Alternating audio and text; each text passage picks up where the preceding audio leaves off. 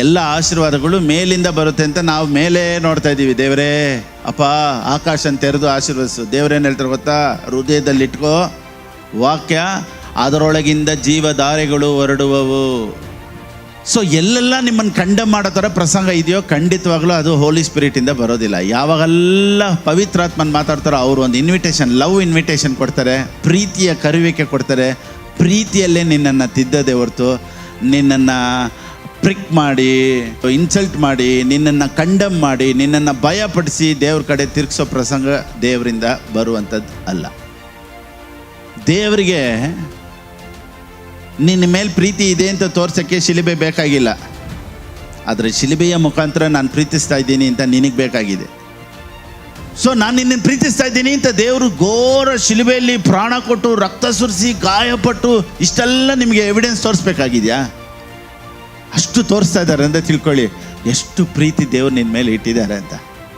ದೇವ್ರು ಥಿಯಾಲಜಿ ಕೊಟ್ಟಿಲ್ಲ, ಬಯಾಲಜಿ ಕೊಟ್ಟಿಲ್ಲ, ತನ್ನ ಒಬ್ಬನೇ ಮಗನನ್ನು ಕೊಟ್ಟರು. ನಿನಗೆ ಮಗನನ್ನು ಕೊಟ್ಟರು ಅಂದರೆ ಆ ಮಗನಲ್ಲೇ ಎಲ್ಲ ಆಶೀರ್ವಾದಗಳನ್ನು ಇಟ್ಟು ನಿಮ್ಮೊಳಗಡೆ ಇಟ್ಬಿಟ್ಟು ಕ್ರಿಸ್ತನನ್ನು ನಿಮ್ಮೊಳಗಡೆ ಇಟ್ಟು ನಿಮ್ಮನ್ನು ಕ್ರಿಸ್ತನಲ್ಲಿಟ್ಟು ಜೋಡಿಸಿ ಇನ್ನು ಮುಂದೆ ನಿನ್ನನ್ನು ದೇವ್ರನ್ನು ಇನ್ನೂ ಬೇರ್ಪಡಿಸೋಕ್ಕಾಗಲ್ಲ ಅಂತ ಹೇಳಿ ಮಾಡಿದ ಪ್ರೀಚಿಂಗೆ ದ ಬುಕ್ ಆಫ್ ಎಫೆಸಿಯನ್ಸ್.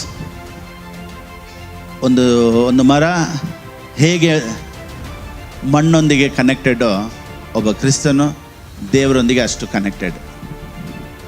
ಮೀನು ನೀರು ಎರಡೂ ಇದ್ರೇ ಹೇಗೆ ಜೀವನೋ, ನಾನು ಕ್ರಿಸ್ತನು, ಕ್ರಿಸ್ತನು ನಾನು, ಅದರಲ್ಲೇ ಇರೋದು prosperity, healing, joy, health, peace ಎಲ್ಲನೂ.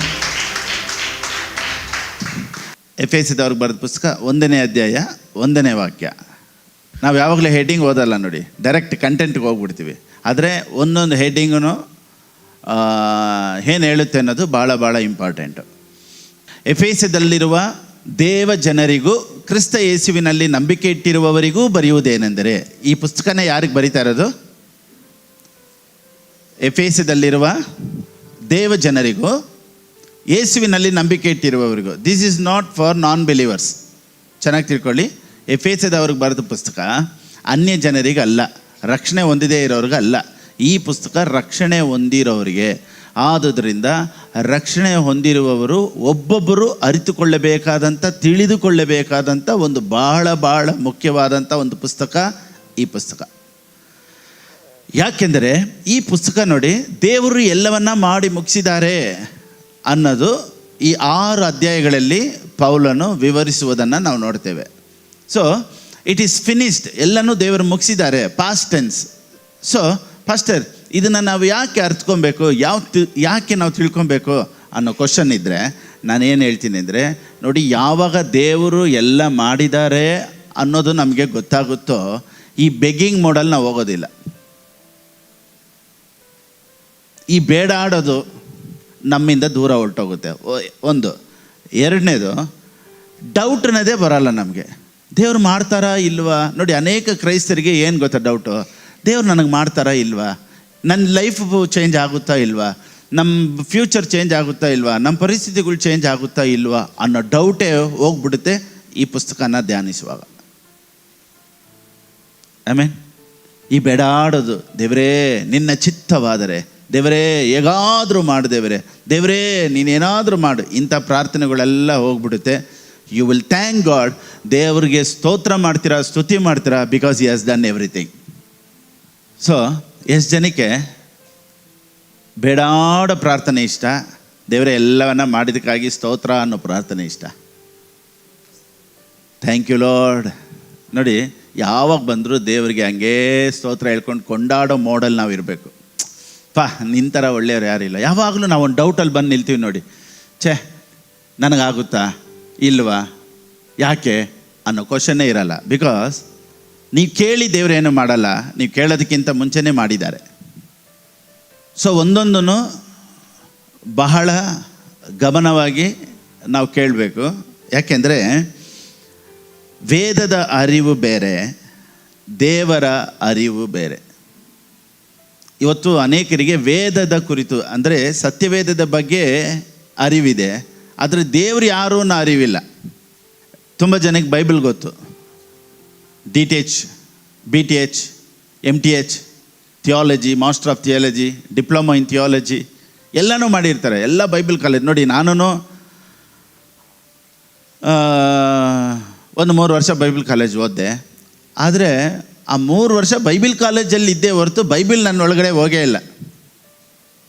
ಹೆಂಗೆ ಪ್ರಸಂಗ ಮಾಡಬೇಕು, ಹೋಮಲಿಟಿಕ್ಸ್ ಅಂತ ಒಂದು ಟೀಚಿಂಗ್ ಇರುತ್ತೆ, ಹೇಗೆ ನಿಲ್ಲಬೇಕು, ಹೇಗೆ ಪ್ರೆಸೆಂಟೇಷನ್ ಕೊಡಬೇಕು, ಆಮೇಲೆ ಹಿಸ್ಟ್ರಿ ಯಾವಾಗ ಬೈಬಲ್ ಬರೆಯಲ್ಪಡ್ತು, ಹೆಂಗೆ ಬರೆಯಲ್ಪಡ್ತು, ಎಷ್ಟು ಜನರ ಮುಖಾಂತರ ಬರೆಯಲ್ಪಡ್ತು, ಇದೆಲ್ಲ ನಮಗೆ ಅರಿವು ಬರುತ್ತೆ. ಆದರೆ ನಿಜವಾಗ್ಲೂ ದೇವ್ರು ಯಾರೂ ಅರಿವು ಬಂದೇ ಇಲ್ಲ.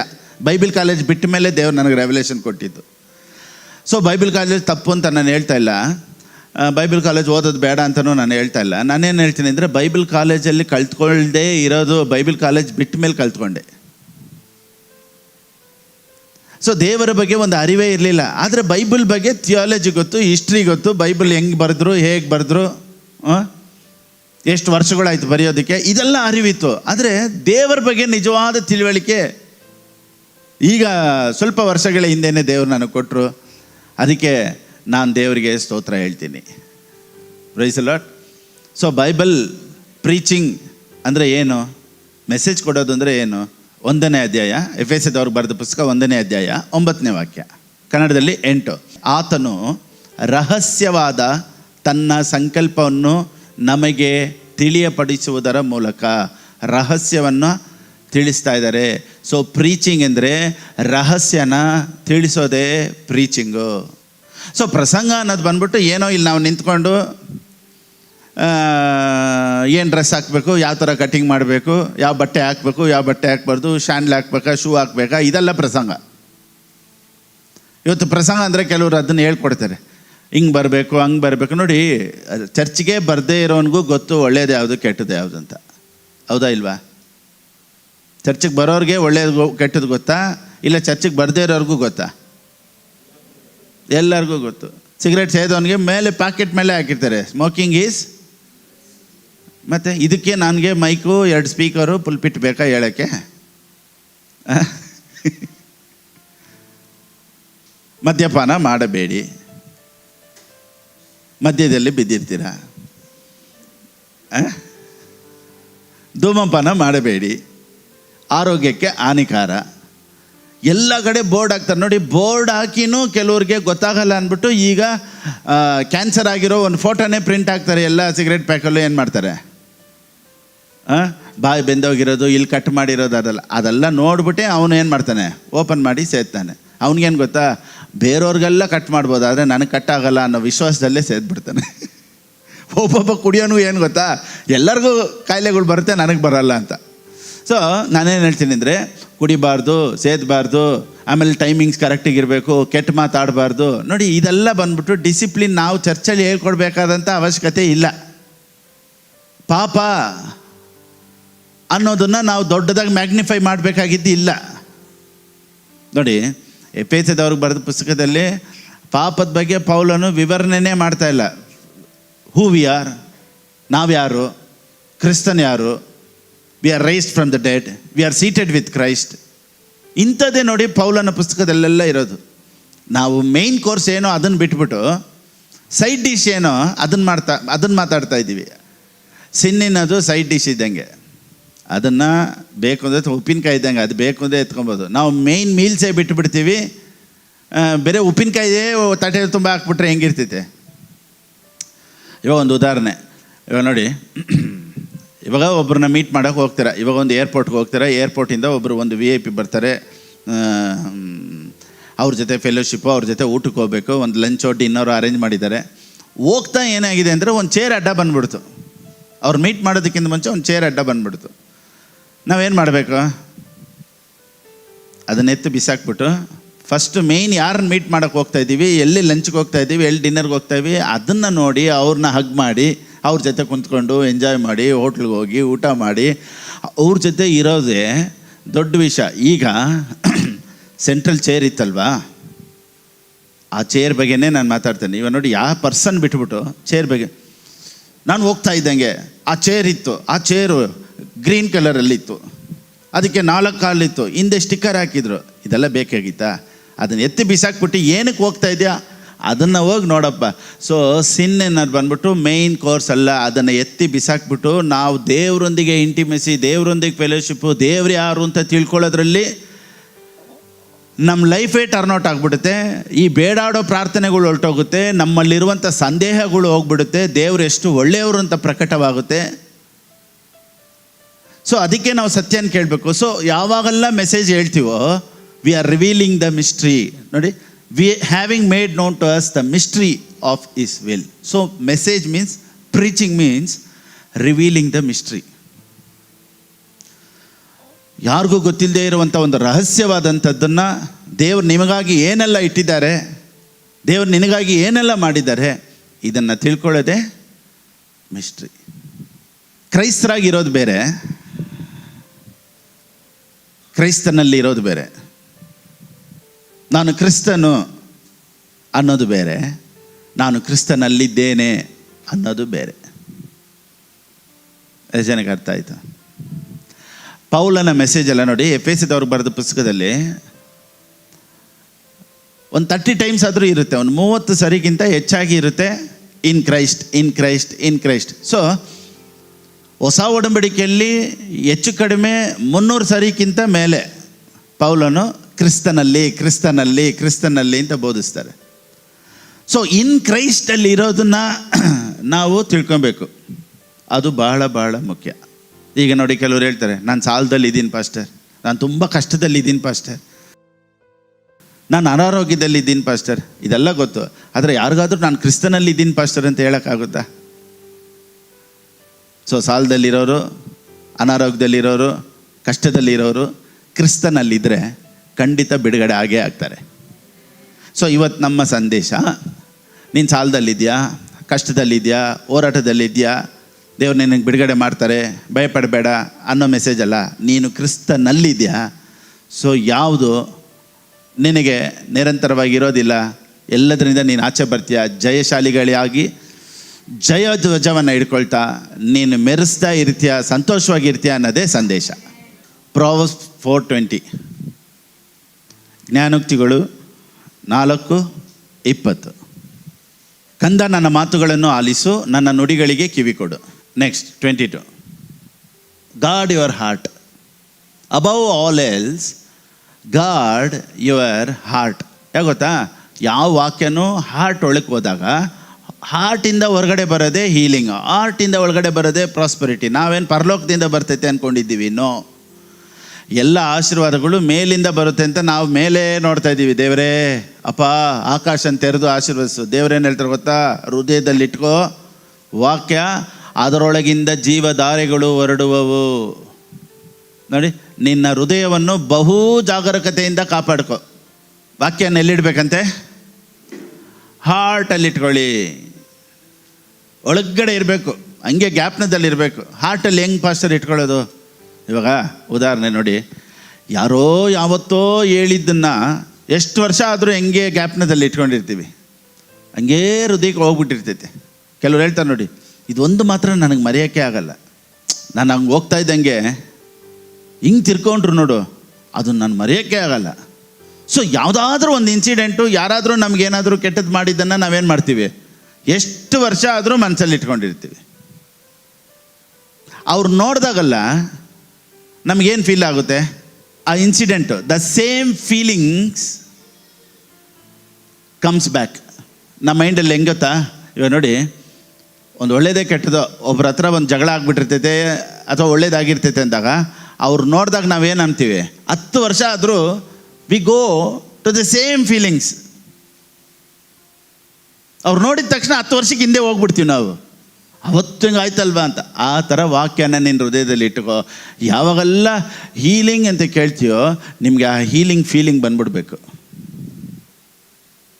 ಯಾವಾಗೆಲ್ಲ ಗಾಡ್ ಹ್ಯಾಸ್ ಬ್ಲೆಸ್ಡ್ ಅಂತ ಬರುತ್ತೋ ವಾಕ್ಯದಲ್ಲಿ, ನಮ್ಗೆ ಹಂಗೆ ಆ ಬ್ಲೆಸ್ಸಿಂಗ್ ಫೀಲಿಂಗ್ ಇಲ್ಲ, ಆ ಪ್ರಾಸ್ಪರಿಟಿ ಫೀಲಿಂಗ್ ಬಂದ್ಬಿಡ್ಬೇಕು. ಅದೇ ಹೃದಯದಲ್ಲಿ ಇಟ್ಟುಕೋ ಅನ್ನೋದಕ್ಕೆ ಅರ್ಥ. ಇವಾಗ ನೋಡಿ, ಇವಾಗ ಒಂದು ಎಕ್ಸಾಂಪಲ್, ಒಂದು 10 ಜನ ಊರಿಗೆ ಹೋಗ್ತೀರಾ ಅಂತ ಇಟ್ಕೊಳ್ಳಿ. ಒಂದು 10 ಜನ ಊರಿಗೆ ಹೋಗ್ತೀರಾ. ಎಲ್ಲರೂ ಖುಷಿ ಖುಷಿಯಾಗಿ ಬಟ್ಟೆ ಎಲ್ಲ ತೊಗೊಳ್ಳೋದು, ಏನು ಒಬ್ಬರು ಟಿಫಿನ್ ಎಲ್ಲ ರೆಡಿ ಮಾಡ್ಕೊಳ್ಳೋದು, ಒಬ್ಬರು ಅಡುಗೆ ಮಾಡೋದು. ಬೆಳಿಗ್ಗೆ ನೋಡಿ ಕೆಲವ್ರು ಹೇಳ್ತಾರೆ ನೀನು ಚಿತ್ರಾನ್ನ ಮಾಡ್ಕೊತಾರೆ, ಕೆಲವ್ರು ಹೇಳ್ತಾರೆ ನಾನು ಮೊಟ್ಟೆ ಬೇಯಿಸಿ ಎತ್ಕೊಳ್ತೀನಿ ಅಂತ. ನೋಡಿ ಪ್ಲ್ಯಾನಿಂಗು, ಎಲ್ಲರೂ ಒಟ್ಟಿಗೆ ಹೋಗ್ಬೇಕಾದ್ರೆ ಪ್ಲ್ಯಾನಿಂಗ್ ಹೆಂಗಿರುತ್ತೆ ಗೊತ್ತಾ? ನೀನು ಶೇರ್ ಮಾಡು, ನಾನು ಶೇರ್ ಮಾಡ್ತೀನಿ, ನೀನು ಕಡಲೆಪುರಿ ತಗೋ, ನಾನು ಕಡಲೆ ಬೀಜ ತೊಗೊಳ್ತೀನಿ, ನೀನು ಚಿತ್ರಾನ್ನ ತಗೋ, ನಾನು ಮೊಟ್ಟೆ ಬೇಯಿಸಿ ತೊಗೊಳ್ತೀನಿ. ಎಲ್ಲರೂ ಒಂದು 10 ಜನ ಹೋಗ್ತಾರೆ. ಇದರಲ್ಲಿ 10 ಜನದಲ್ಲಿ ಈ ಒಬ್ಬರು ಕಿರಿಕಿರಿ ಮಾಡೋರು ಬಂದರೆ ಈ ಹೋಲ್ ಜರ್ನಿ ಹೆಂಗಿರುತ್ತೆ ಗೊತ್ತಾ? ಯಾವಾಗಪ್ಪ ತಿರ್ಗಾ ವಾಪಸ್ ಬರೋಣ, ಯಾವಾಗ ನೋಡು ಒಂದು ಮಧ್ಯದಲ್ಲಿ ಜಗಳ ಆಡ್ತಾನೇ ಇರುತ್ತೆ. ಆ ಕಡೆ ಹೋಗು, ಯಾರಾದ್ರೂ ಇಲ್ಲಿ ಕೂತ್ಕೊಂಡು ನನಗೆ ಜಾಗ ಇಲ್ಲ, ಇಲ್ಲಿ ಕಿರಿಕಿರಿ ಕಿರಿಕಿರಿ ಕಿರಿಕಿರಿ ಕಿರಿಕಿರಿ ಮಾಡ್ತಾ ಇರ್ತೈತೆ. ಅವಾಗ ನೋಡಿ ಆ ಹೋಲ್ ಅಟ್ಮಾಸ್ಫಿಯರೇ ಅದು ಕೆಡಿಸ್ಬಿಡುತ್ತೆ. ಒಬ್ಬರು ಅಂಥವ್ರು ಈ ಗಲಾಟೆ ಮಾಡೋರು, ಈ ನಕರ ಮಾಡೋರು ಸೆಂಟ್ರಲ್ಲಿ ಇದ್ದರೆ ಈ 10 ಜನಕ್ಕೂ ಅಫೆಕ್ಟ್ ಆಗಿಬಿಡುತ್ತೆ. ಸೊ ಅಂಥವ್ರನ್ನ ಕಟ್ ಮಾಡಿಬಿಟ್ಟು ಹೋಗ್ಬಿಟ್ರೆ ಜರ್ನಿ ಸೂಪರಾಗಿರುತ್ತೆ. ಅದಕ್ಕೆ ಈ ತುಂಬ ಸೆನ್ಸಿಟಿವ್ ಆಗಿರೋರು, ಆಮೇಲೆ ಬಂದ್ಬಿಟ್ಟು ಚಿಕ್ಕ ಚಿಕ್ಕದಕ್ಕೆಲ್ಲ ಕೋಪಿಸ್ಕೊಳ್ಳೋರು, ಯಾರನ್ನ ಕರ್ಕೊಂಡು ಹೋಗ್ತೀವಿ ಅಂತ ಚೆನ್ನಾಗಿ ತಿಳ್ಕೊಳ್ಳಿ. ಒಬ್ಬರು ಯಾರಾದರೂ ತಪ್ಪಾದ ಪರ್ಸನ್ನ ನೀವು ಕರ್ಕೊಂಡು ಹೋಗ್ಬಿಟ್ರೆ ಓಲ್ ಜರ್ನಿನೇ ಹೆಂಗಾಗ್ಬಿಡುತ್ತೆ ಗೊತ್ತಾ? ಯಾಕೆ ತಾನೇ ಬಂದು ಎಲ್ಲ ಪಾರ್ಸಲು ಎಲ್ಲ ತೊಗೊಂಡಿರೋದೇ ವೇಸ್ಟ್ ಆಗಿಬಿಡುತ್ತೆ. ಸೊ ನಾನು ಯಾಕೆ ಹೇಳ್ತೀನಿ ಅಂದರೆ, ಒಂದು ಪರ್ಸನ್ ಬಂದಾಗ ಹೇಗೆ ಎಲ್ಲ ಅಟ್ಮಾಸ್ಫಿಯರ್ ಚೇಂಜ್ ಆಗಿಬಿಡುತ್ತೋ ಅದೇ ರೀತಿಯೇ ಒಂದು ರಾಂಗ್ ಆದ ವಾಕ್ಯ, ಒಂದು ರಾಂಗ್ ಆದ ಪ್ರಸಂಗಗಳು ಒಳಗಡೆ ಹೋದಾಗ ನಮ್ಮ ಹೀಲಿಂಗ್ನೆಲ್ಲ ಕೆಡಿಸ್ಬಿಡುತ್ತೆ, ನಮ್ಮ ಬ್ಲೆಸ್ಸಿಂಗ್ಸ್ನೆಲ್ಲ ಕೆಡಿಸ್ಬಿಡುತ್ತೆ. ಅದಕ್ಕೆ ಯಾವುದನ್ನು ಕೇಳ್ತೀವಿ ಅನ್ನೋದು ಭಾಳ ಭಾಳ ಮುಖ್ಯ. ಯಾಕಂದರೆ ದೇವ್ರ ವಾಕ್ಯ ಹೇಳುತ್ತೆ, ಯಾವ ವಾಕ್ಯನ ಕೇಳ್ತೀವೋ ಅದನ್ನ ನಿನ್ನ ಹೃದಯದಲ್ಲಿ ಇಟ್ಕೋ. ಆ ವಾಕ್ಯನೇ ನಿನ್ನ ಶರೀರಕ್ಕೆಲ್ಲ ಆರೋಗ್ಯ. ನಿಮಗೆ ಹೀಲಿಂಗ್ ಬೇಕು ಅಂದರೆ ಆ ವಾಕ್ಯನ ಧ್ಯಾನಿಸಿ, ದೇವ್ರು ನನ್ನನ್ನು ಗುಣಪಡಿಸಿದ್ದಾರೆ, ದೇವ್ರು ನನ್ನನ್ನು ಆರೋಗ್ಯವಾಗಿ ಇಟ್ಟಿದ್ದಾರೆ, ನಾನು ಚೆನ್ನಾಗಿರ್ತೀನಿ, ಇಂಥದನ್ನು ಕೇಳೋದು ಬಿಟ್ಬಿಟ್ಟು ಹುಷಾರಾಗಿರು. ನೋಡಿ ಇಂಥ ಕಾಯಿಲೆ ಬಂದಿರೋದು ಏನು ಗೊತ್ತಾ? ಪಾಯಿಂಟ್ ನಂಬರ್ 1 ಮುಗೀತು ನಿನ್ನ ಕತೆ, ಹೋಗು. ಪಾಯಿಂಟ್ ನಂಬರ್ 2, ದೇವ್ರು ನಿನ್ನ ಮೇಲೆ ಕೋಪವಾಗಿದ್ದಾರೆ, ದೇವ್ರು ನಿನ್ನೊಂದಿಗೆ ಸಮಾಧಾನವಾಗಿಲ್ಲ, ನೀನೇನೇನು ಮಾಡಿದೆ ಯೋಚನೆ ಮಾಡಿ. ಇಂಥ ಪ್ರಸಂಗಗಳನ್ನ ನೋಡಿ. ಅದಕ್ಕೆ ನಾನು ಯಾವಾಗಲೂ ಒಂದನ್ನು ಹೇಳೋದು,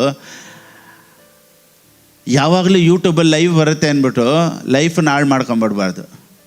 ಯೂಟ್ಯೂಬಲ್ಲಿ ಎಲ್ಲ ಲೈವ್ನೂ ನೋಡಿ ಲೈಫನ್ನು ಕೆಡ್ಸ್ಕೊಂಬಿಡ್ಬೇಡಿ. ಸೊ ಯೂಟ್ಯೂಬಲ್ಲಿ ಫ್ರೀಯಾಗಿ ಬರ್ತೈತೆ ಅಂತ ಕುಂತ್ಕೊಂಡು ಎಲ್ಲನೂ ನೋಡ್ಬಿಡ್ಬಾರ್ದು. ಕೆಲವ್ರು ನೋಡಿ ಎಲ್ಲ ಪ್ರಸಂಗಗಳು ಕೇಳಿ ಅವ್ರ ಲೈಫೇ ಚಿತ್ರಾನ್ನ ಇದ್ದಂಗೆ ಇರುತ್ತೆ. ದೇವ್ರು ಹೊಡಿತಾರ? ಹೊಡೆದ್ರೆ ಹೊಡಿಬೋದು. ಕ್ಷಮಿಸಿದಾರಾ? ಕ್ಷಮಿಸಿದ್ದಾರೆ. ಅವ್ರು ಕರೆಕ್ಟಾದ ಒಂದು ಸ್ಟ್ಯಾಂಡರ್ಡ್ ಒಂದು ಮೆಸೇಜಲ್ಲಿ ಇರಲ್ಲ. God is good, god is always good. ಈ ಥರ ಹೇಳೋದಕ್ಕೆ ಧೈರ್ಯ ಬೇಕು. ಎಲ್ಲರೂ ಹೇಳಲ್ಲ ಗಾಡ್ ಈಸ್ ಆಲ್ವೇಸ್ ಗುಡ್ಡಾ? ಯಾರು ಹೇಳಿದ್ದು ನಿಮಗೆ? ಫಿಲಿಪ್ ಪಾಸ್ಟರ್ ಅಂತ ಒಬ್ರು ಇದ್ದಾರೆ. ಅವ್ರ ಪ್ರಸಂಗ ಏನೋ ಕೇಳಿಬಿಟ್ಟಿರ ಅಷ್ಟೇ ನೀವು. ಸೊ ಒಂದು ಡಾಕ್ಟ್ರಿನಲ್ಲಿ ನಿಲ್ಲೋದಕ್ಕೆ, ಒಂದು ಸತ್ಯದ ಮೇಲೆ ನಿಲ್ಲೋದಕ್ಕೆ ಭಾಳ ಬಂದು ನೋಡಿ ನಮಗೆ ಭಾಳ ಅಡಚಣೆಗಳು ಬರುತ್ತೆ. ಆದ್ರೂ ಇಲ್ಲ, ನಿಮಗೆ ಮನಸ್ಸಿಗೆ ಸಮಾಧಾನವಾಗಿ ಹೌದಪ್ಪ ಹೇಳ್ತಾರೆ, ದೇವರೇ ಮಾತಾಡ್ತಾ ಇದ್ದಾರೆ ಅಂದರೆ ಅದರಲ್ಲೇ ನಿಂತುಬಿಡಿ. ನೋ ಮ್ಯಾಟರ್ ವಾಟ್, ಏನಾಗುತ್ತೆ ಅನ್ನೋದು ಪರಿಸ್ಥಿತಿಗಳನ್ನೆಲ್ಲ ನೋಡಬೇಡಿ. ಇದು ನಿಮಗೆ ಹೃದಯದಲ್ಲಿ ಸಮಾಧಾನವಾಗಿತ್ತ, ಇವಾಗ ನಾನು ಮಾತಾಡ್ತಾ ಇರೋ ಮೆಸೇಜು ಹೋಲಿ ಸ್ಪಿರಿಟ್ ಮಾತಾಡ್ತಾ ಇದ್ದಾರೆ, ಇದು ಸಮಾಧಾನವಾಗಿ ನಿಮಗೆ ಅನ್ನಿಸ್ತೈತಾ? ಅದರಲ್ಲೇ ನಿಂತುಬಿಡಿ. ಕಡೆವರೆಗೂ ನಮ್ಮ ಫಾಲೋವರಾಗೆ ಇದ್ಬಿಡಿ. ಇಲ್ಲಾರ್ದ ಓಡೋದು ಪ್ರೈಸ್ ತೊಗೊಳಕ್ಕಾಗಲ್ಲ. ಸುಮ್ಮನೆ ಎನರ್ಜಿ ವೇಸ್ಟ್ ಮಾಡ್ಕೊಂಬಿಡ್ತೀರ.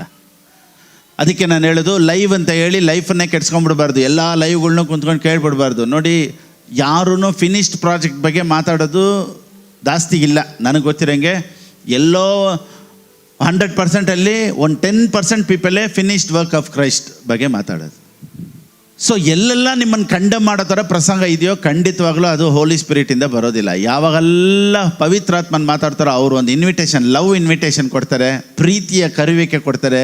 ಪ್ರೀತಿಯಲ್ಲೇ ನಿನ್ನನ್ನು ತಿದ್ದದೆ ಹೊರತು ನಿನ್ನನ್ನು ಪ್ರಿಕ್ ಮಾಡಿ, ನಿನ್ನನ್ನು ಬಂದ್ಬಿಟ್ಟು ಇನ್ಸಲ್ಟ್ ಮಾಡಿ, ನಿನ್ನನ್ನು ಕಂಡಮ್ ಮಾಡಿ, ನಿನ್ನನ್ನು ಭಯಪಡಿಸಿ ದೇವ್ರ ಕಡೆ ತಿರುಗಿಸೋ ಪ್ರಸಂಗ ದೇವರಿಂದ ಬರುವಂಥದ್ದು ಅಲ್ಲ.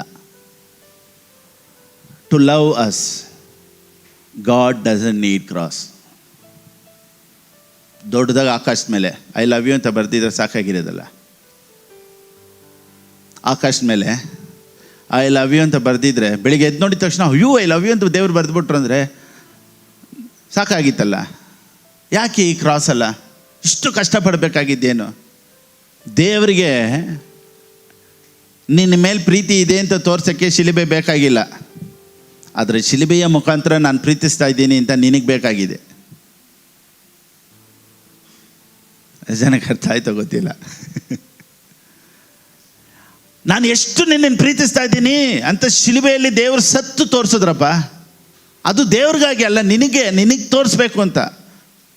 So you should understand is love. You should understand about God's grace and mercy. So ನಾನು ನಿನ್ನನ್ನು ಪ್ರೀತಿಸ್ತಾ ಇದ್ದೀನಿ ಅಂತ ದೇವರು ಘೋರ ಶಿಲುಬೆಯಲ್ಲಿ ಪ್ರಾಣ ಕೊಟ್ಟು ರಕ್ತ ಸುರಿಸಿ ಗಾಯಪಟ್ಟು ಇಷ್ಟೆಲ್ಲ ನಿಮಗೆ ಎವಿಡೆನ್ಸ್ ತೋರಿಸ್ಬೇಕಾಗಿದೆಯಾ? ಅಷ್ಟು ತೋರಿಸ್ತಾ ಇದ್ದಾರೆ ಅಂತ ತಿಳ್ಕೊಳ್ಳಿ, ಎಷ್ಟು ಪ್ರೀತಿ ದೇವ್ರು ನಿನ್ನ ಮೇಲೆ ಇಟ್ಟಿದ್ದಾರೆ ಅಂತ. ಐ ಲವ್ ಯು ಅಂತ ಹೇಳೋದಕ್ಕೆ ಇಷ್ಟು ಮಾಡಬೇಕಾ ದೇವರು? ಸ್ವಲ್ಪ ಯೋಚನೆ ಮಾಡಿ ನೋಡಿ. ಐ ಲವ್ ಯು ಅಂತ ಹೇಳೋದಕ್ಕೆ ಇಷ್ಟು ದೇವರು ಬಾಧೆ ಪಡಬೇಕಾ? ಅಷ್ಟೆಲ್ಲ ತೋರಿಸಿ ಹೇಳಿದ್ರು ನಿನ್ನ ತಲೆಗೆ ಇನ್ನೂ ಹೋಗ್ತಾ ಇಲ್ವಲ್ಲ.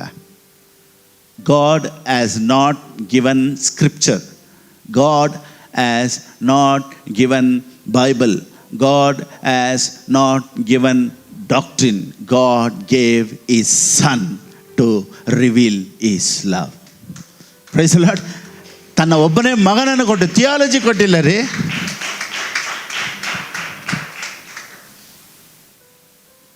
ದೇವ್ರು ಥಿಯಾಲಜಿ ಕೊಟ್ಟಿಲ್ಲ, ಬಯಾಲಜಿ ಕೊಟ್ಟಿಲ್ಲ, ತನ್ನ ಒಬ್ಬನೇ ಮಗನನ್ನು ಕೊಟ್ಟರು. ನಿನಗೆ ಮಗನನ್ನು ಕೊಟ್ಟರು ಅಂದರೆ ಆ ಮಗನಲ್ಲೇ ಎಲ್ಲ ಆಶೀರ್ವಾದಗಳನ್ನು ಇಟ್ಟು ನಿಮ್ಮೊಳಗಡೆ ಇಟ್ಬಿಟ್ಟು, ಕ್ರಿಸ್ತನನ್ನು ನಿಮ್ಮೊಳಗಡೆ ಇಟ್ಟು, ನಿಮ್ಮನ್ನು ಕ್ರಿಸ್ತನಲ್ಲಿಟ್ಟು ಜೋಡಿಸಿ, ಇನ್ನು ಮುಂದೆ ನಿನ್ನನ್ನು ದೇವ್ರನ್ನು ಇನ್ನೂ ಬೇರ್ಪಡಿಸೋಕ್ಕಾಗಲ್ಲ ಅಂತ ಹೇಳಿ ಮಾಡಿದ ಪ್ರೀಚಿಂಗೆ ದ ಬುಕ್ ಆಫ್ ಎಫೆಷಿಯನ್ಸ್. ಒಂದು ಮರ ಹೇಗೆ ಮಣ್ಣೊಂದಿಗೆ ಕನೆಕ್ಟೆಡೋ, ಒಬ್ಬ ಕ್ರಿಸ್ತನು ದೇವರೊಂದಿಗೆ ಅಷ್ಟು ಕನೆಕ್ಟೆಡ್. ಮೀನು ಹೇಗೆ ನೀರನ್ನ ಬಿಟ್ಟು ಆಚೆ ಬರಲ್ವೋ, ಮೀನು ನೀರು ಎರಡೂ ಇದ್ರೇ ಹೇಗೆ ಜೀವನೋ, ನಾನು ಕ್ರಿಸ್ತನು ನಾನು, ಅದರಲ್ಲೇ ಇರೋದು prosperity, healing, joy, health, peace ಎಲ್ಲನೂ. ಇದು ನಿಮ್ಗೆ ಅರ್ಥ ಆಗಿಲ್ಲ ಅಂದರೆ ಏನೂ ಅರ್ಥ ಆಗಲ್ಲ. ಇದೆಲ್ಲ ಏನು ಪೌಲನ್ ಹೇಳ್ತಾ ಗೊತ್ತಾ, ಇದೆಲ್ಲ ಮುಗಿದೋಯ್ತು, ನೀನು ಟ್ರೈ ಮಾಡಬೇಡಪ್ಪ, you are already in the place of prosperity. ಅದಕ್ಕೆ ನಾನು ಹೇಳೋದು, ಈ ಪುಸ್ತಕನ ಓದಬೇಕಾದ್ರೆ ಮಾಡು ದೇವ್ರೆ, ಕೊಡು ದೇವ್ರೆ, ಹೇಗಾದರೂ ನಡೀಲಿ ದೇವ್ರೆ, ಇಂಥ ಬೇಡಾಡ ಪ್ರಾರ್ಥನೆಗಳೆಲ್ಲ ಹೊರಟೋಗ್ಬಿಡುತ್ತೆ. ಜಸ್ಟ್ ನೀವು ಹೋಗ್ಬಿಟ್ಟು, ದೇವ್ರೆ ನನಗಾಗಿ ಎಲ್ಲವನ್ನ ನೀನು ಮಾಡಿ ಮುಗಿಸಿದಕ್ಕಾಗಿ ಸ್ತೋತ್ರ, ಸಕಲ ಐಶ್ವರ್ಯ ಆಶೀರ್ವಾದ ನಂದಾಗಿರೋದಕ್ಕಾಗಿ ಸ್ತೋತ್ರ, ಹೀಲಿಂಗ್ ನಂದಾಗಿರೋದಕ್ಕಾಗಿ ಸ್ತೋತ್ರ. ನಿಮ್ಮ ಪ್ರಾರ್ಥನೆನೇ ಚೇಂಜ್ ಆಗಿಬಿಡುತ್ತೆ ಇಂಥ ಸಂದೇಶಗಳನ್ನ ಕೇಳಿದಾಗ. ಬನ್ನಿ ಎಲ್ಲ ಒಗ್ಗಟ್ಟಾಗಿ ಕೂಡಿ ದೇವ್ರ ಹತ್ರ ಬೇಡಾಡೋಣ, ಪೀಚಾಡೋಣ,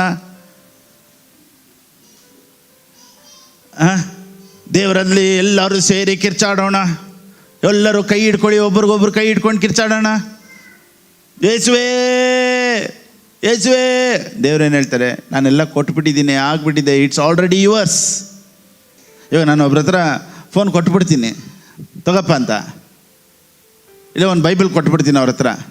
ಬೈಬಲ್ ಕೊಟ್ಬಿಟ್ಮೇಲೆ ತಿರ್ಗಾ ಅವ್ರು ಬಂದ್ಬಿಟ್ಟು ನನಗೆ ಬೈಬಲ್ ಕೊಡಿ ಅಂದಾಗ ನಾನು ಏನು ಹೇಳ್ತೀನಿ, ಕೊಟ್ಟಿದ್ದೀನಲ್ಲ, ಇಲ್ಲ ನನಗೆ ಬೇಕೇ ಬೇಕು ಅಂದಾಗ ತಿರ್ಗಾ ನಾನು ಏನು ಹೇಳ್ತೀನಿ, ಅಷ್ಟೇ.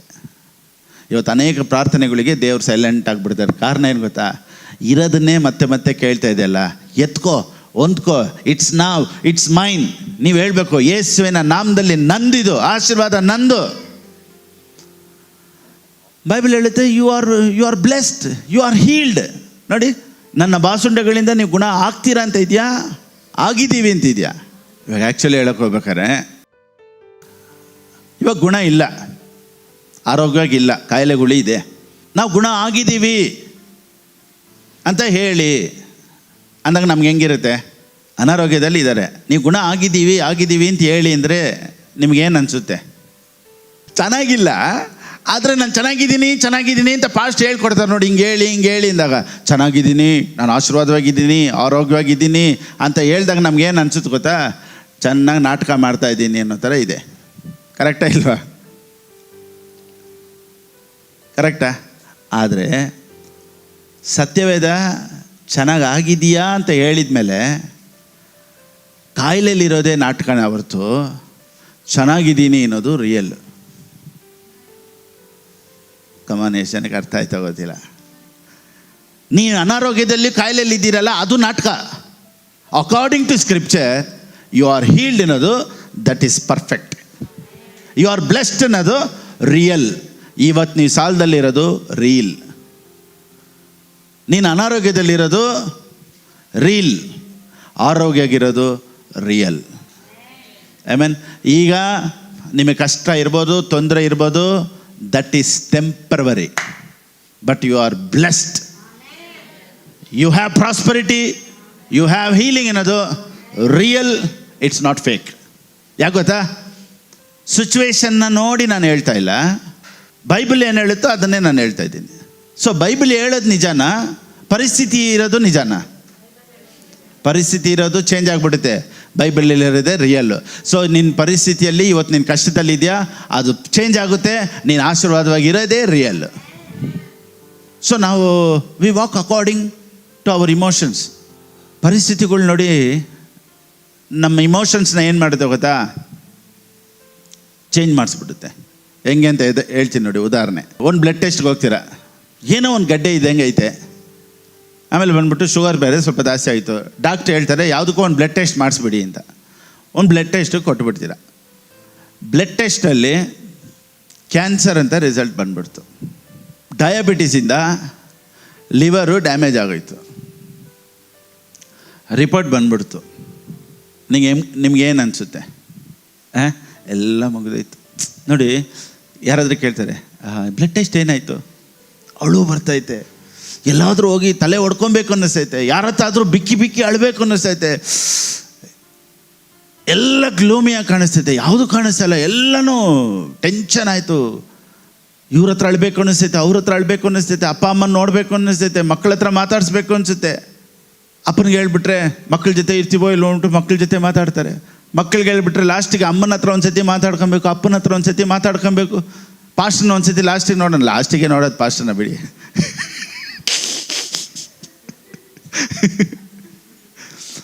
ಸೊ ಆ ಫೀಲಿಂಗ್ಸ್ ಹೆಂಗೆ ಅನ್ಸುತ್ತೆ ಗೊತ್ತಾ?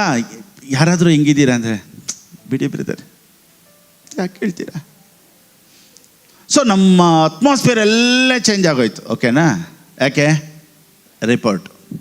ಈಗ ಬ್ಲಡ್ ಲ್ಯಾಬಿಂದ ಫೋನ್ ಮಾಡಿಬಿಟ್ಟು ಹೇಳ್ತಾರೆ, ಸರ್ ದಯವಿಟ್ಟು ಸಾರಿ ಮಾಡ್ಕೊಳ್ಳಿ, ಅದು ಬೇರೆಯವ್ರ ರಿಪೋರ್ಟ್ ನಿಮಗೆ ಕೊಟ್ಬಿಟ್ಟೆ, ಅದು ನಿಮಗಲ್ಲ, ದಯವಿಟ್ಟು ಪ್ಲೀಸ್ ಫರ್ಗಿವ್ ಅಸ್, ಅದು ಬೇರೆಯವ್ರು ಕೊಡ್ಬೇಕಾಯ್ತು, ನಿಮಗೆ ಕೊಟ್ಬಿಟ್ಟೆ, ಅದು ನಿಮ್ದಲ್ಲ ಅಂದಾಗ ಇವಾಗ ಹೆಂಗಿರುತ್ತೆ? ಇವಾಗ ವಾಕ್ಯ ನಾನು ಹೇಳ್ತಾ ಇದ್ದೀನಿ, ಇದಲ್ಲಪ್ಪ ರಿಪೋರ್ಟು, ವಾಕ್ಯ ಹೇಳುತ್ತೆ you are healed. Now you have to jump like anything because you are blessed. Whose report you are going to believe? Doctor report, God's report?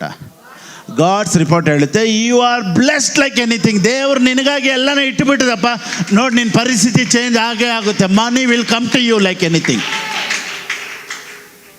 So ಇವಾಗ ಇಮೋಷನ್ ಏನಾಗ್ತೈತೆ? ಅವಾಗ ಇಮೋಷನ್ ಹೆಂಗಿದ್ದು ನೋಡಿ, ಅದೇ ಹೇಳೋದು. ಎಲ್ಲ ಇಮೋಷನ್ಸ್ನು ಚೇಂಜ್ ಮಾಡುತ್ತೆ, ಎಲ್ಲ ಪರಿಸ್ಥಿತಿಗಳನ್ನು ಚೇಂಜ್ ಮಾಡುತ್ತೆ ನಾನು ಮಾತಾಡ್ತಾ ಇರೋ ವಾಕ್ಯ.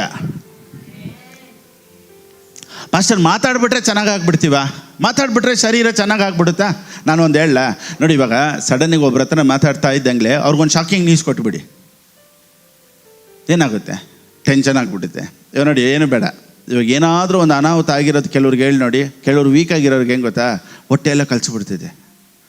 ಹೇಳ್ತಾರೆ ಪಾಸ್ಟರ್ ಒಂದು ನಿಮಿಷ, ಒಂದು ಪಾಸ್ಟರ್ ಬಿಡಿ, ನಾವು ಯಾವ ಶಾಕಿಂಗ್ ನ್ಯೂಸ್ ಹೇಳಲ್ಲ ಬಿಡಿ, ಯಾರೋ ಒಬ್ರು ಹೇಳ್ತಾರೆ ಅಂತ ಇಟ್ಕೊಳ್ಳಿ. ಹೇಳ್ದಾಗ ಅವ್ರು ನೋಡಿ ಹೊಟ್ಟೆ ಎಲ್ಲ ಕಲಿಸ್ಬಿಡುತ್ತೆ.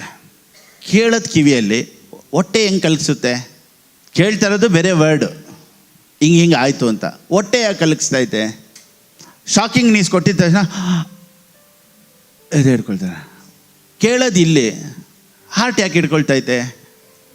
ಯಾವುದು ಒಳಕ್ಕೆ ಹೋಗುತ್ತೋ ಅದೇ ಅಫೆಕ್ಟ್ ಆಗೋದು. ಸೊ ಒಂದು ಶಾಕಿಂಗ್ ನ್ಯೂಸ್ ಹೇಳಿದಾಗ ನಿನ್ನ ಬಾಡಿ ಅಫೆಕ್ಟ್ ಆಗ್ತೈತೆ ಅಂದರೆ, ಒಂದು ಹೀಲಿಂಗ್ ವಾಕ್ಯ ಹೇಳ್ಬೇಕಾದ್ರೆ ಅದೇ ಹಾರ್ಟ್ ಯಾಕೆ ಸರಿ ಹೋಗಲ್ಲ? ಆಮೇಲೆ ಯಾವುದು ರಿಪೇರಿ ಆಗಿದೋ ಆ ಹೊಟ್ಟೆ ಯಾಕೆ ಸರಿ ಹೋಗಲ್ಲ? So the words are healing for you. ನಾನು ಮಾತಾಡ್ತಾ ಇರೋ ವಾಕ್ಯನ ಕೇಳ್ತಾ ಇದ್ದಂಗೆ ನಿನ್ನ ಶರೀರದಲ್ಲಿ ಆರೋಗ್ಯ ಬಂದ್ಬಿಡುತ್ತೆ. ಸೊ ಈ ರಿಪೋರ್ಟ್ ಬಿಟ್ಬಿಡಿ. ಡಾಕ್ಟ್ರ್ ಹೇಳಿದ ರಿಪೋರ್ಟು, ಅವ್ರು ಹೇಳಿದ ರಿಪೋರ್ಟು, ಆಮೇಲೆ ನೀನು ಉದ್ಧಾರ ಆಗಲ್ಲ ಅನ್ನೋ ರಿಪೋರ್ಟು, ಜನ ನಿಮ್ಮ ಬಗ್ಗೆ ಏನು ಹೇಳಿದ್ರು ಆ ರಿಪೋರ್ಟೆಲ್ಲ ಬಿಟ್ಬಿಡಿ. ಇವತ್ತು ಹೊಸ ರಿಪೋರ್ಟ್ ಹೇಳ್ತಾ ಇದ್ದೀನಿ ಕೇಳಿ. You are already blessed.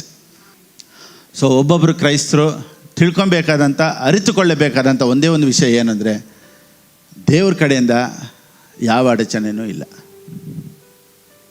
ನಿಮ್ಮ ಮೈಂಡ್ ಬ್ಲಾಕ್ ಆಗಿದೆ, ಅದು ಇವತ್ತು ಈ ಸಂದೇಶದ ಮೂಲಕ ಆ ಮೈಂಡ್ ಬ್ಲಾಕೆಲ್ಲ ಓಪನ್ ಆಗಿದೆ ಅಂತ ನಾನು ನಂಬ್ತೀನಿ. ಬರುವಂಥ ದಿನಗಳಲ್ಲಿ ಅನೇಕ ಸಾಕ್ಷಿಗಳೊಂದಿಗೆ ಪಾಸ್ಟರ್ ನೀವು ಹೇಳ್ದಾಗೆ ಎಷ್ಟೋ ವರ್ಷ ನೋಡದೇ ಇರುವಂಥ ಆಶೀರ್ವಾದಗಳು ಈಗ ನಾವು ನೋಡ್ತಾ ಇದ್ದೀವಿ. ಈಗ ನಾನು ಚೆನ್ನಾಗಿದ್ದೀನಿ, ನಾನು ಆರೋಗ್ಯವಾಗಿದ್ದೀನಿ, ನಾವು ಆಶೀರ್ವಾದವಾಗಿದ್ದೀನಿ. ಈಗಾಗಲೇ ಅನೇಕ ಕಡೆಯಿಂದ, ಕರ್ನಾಟಕದಿಂದ, ಆ ಡಿಸ್ಟ್ರಿಕ್ಟಿಂದ, ಈ ಡಿಸ್ಟ್ರಿಕ್ಟಿಂದ, ಎಲ್ಲಿಂದನೂ ನನ್ನ ಮೆಸೇಜ್ ಕಳಿಸ್ತಾರೆ, ಫೋನ್ ಮಾಡ್ತಾರೆ, ಅವ್ರ ಸಾಕ್ಷಿಗಳನ್ನ ಹಂಚ್ಕೊಳ್ತಾರೆ. ನಾನು ಕೇಳಿದಾಗ ತುಂಬ ಖುಷಿಯಾಗುತ್ತೆ. ದೇವರೇ, ಇಲ್ಲಿಂದ ವಾಕ್ಯಗಳು ಎಷ್ಟು ಕೆಲಸ ಮಾಡುತ್ತೆ ಅನ್ನೋದು ನನಗೆ ಸಂತೋಷ ಆಗುತ್ತೆ. ಬೆಳಿಗ್ಗೆನೂ ನೋಡಿ, ಬೆಳಿಗ್ಗೆ ಒಂದು ಫ್ಯಾಮಿಲಿ ಬೆಳಗಾಮಿಂದ ಬಂದಿದ್ದರು, ಪಾಸ್ಟರ್ನ ನೋಡಬೇಕು, ಒಂದು 2 ತಿಂಗಳಿಂದ ನಿಮ್ಮ ಮೆಸೇಜ್ ನಾನು ಯೂಟ್ಯೂಬ್ ಫೇಸ್ಬುಕ್ಕಲ್ಲಿ ನೋಡಿದೆ, ಇವತ್ತು ಎದುರುಗಡೆ ನೋಡಬೇಕು ಅಂತ ಬಂದರು. ಸೊ ಇಂಥ ಸಾಕ್ಷಿಗಳನ್ನೆಲ್ಲ ಕೇಳಿದಾಗ ನಮಗೆ ಖುಷಿ ಆಗುತ್ತೆ. ಸೊ ಇವತ್ತು ನಾನು ಮಾತಾಡಿರೋದು ಅನೇಕ ಜೀವಿತಗಳನ್ನು ಬದಲಾಯಿಸುತ್ತೆ, ಅನೇಕ ಪರಿಸ್ಥಿತಿಗಳನ್ನು ಬದಲಾಯಿಸುತ್ತೆ. ಇದನ್ನು ಕೇಳ್ತಾ ಇರೋರು, you will never be the same again. God bless you. ಆನ್ಲೈನಲ್ಲಿ ನೋಡ್ತಾ ಇರೋರು, ಒಂದು ವೇಳೆ ದೇವ್ರಿಗಾಗಿ, ದೇವ್ರ ರಾಜ್ಯಕ್ಕಾಗಿ ಬಿತ್ತಬೇಕು ಅನ್ನೋರು ಸ್ಕ್ರೀನಲ್ಲಿದೆ, ಹೇಗೆ ಕೊಡಬೇಕು ಅಂತ ನೀವು ಆ ರೀತಿ ಕೊಡ್ಬೋದು. ದೇವರು ನಿಮ್ಮನ್ನು ಆಶೀರ್ವದಿಸಲಿ. God bless.